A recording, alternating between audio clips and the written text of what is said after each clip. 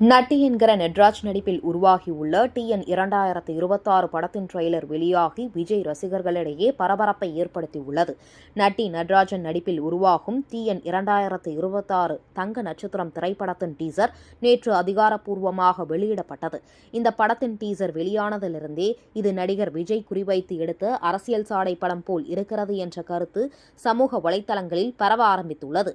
குறிப்பாக டீசரில் வரும் வசனங்கள், நட்டி நட்ராஜனின் நடிப்பு ஸ்டைல், அவரின் லுக், ரசிகர் மன்றம் மக்கள் மன்றமாக மாறும் காட்சிகள் போன்றவையெல்லாம் விஜயின் அரசியல் பயணத்தை நினைவூட்டுவதாக ரசிகர்கள் பேச ஆரம்பித்துள்ளனர். மேலும் டீசரில் இடம்பெற்றுள்ள வசனங்கள் பெரும் விவாதத்தை ஏற்படுத்தியுள்ளது. அதில் ரசிகர் மன்றத்தை மக்கள் மன்றமாக மாற்றியிருக்கிறார் என தொடங்கும் டீசர், சினிமாக்கார பயலே, இது தமிழ்நாடுடா, வாழ ஆசைப்படு தப்பு இல்ல, ஆள நினைக்கிறியே தப்பு இல்ல போன்ற வசனங்கள் பெரும் பரபரப்பை ஏற்படுத்தியுள்ளது.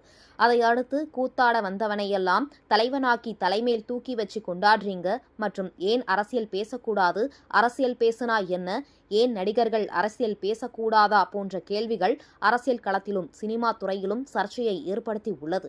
தற்போது தமிழகம் 2026 சட்டமன்ற தேர்தலுக்கான களமாக மாறியுள்ள நிலையில் இதுபோன்ற வசனங்களும் காட்சிகளும் மக்களிடையே பேசும் பொருளாக மாறியதோடு சமூக வலைதளத்திலும் ட்ரெண்ட் ஆகியுள்ளது.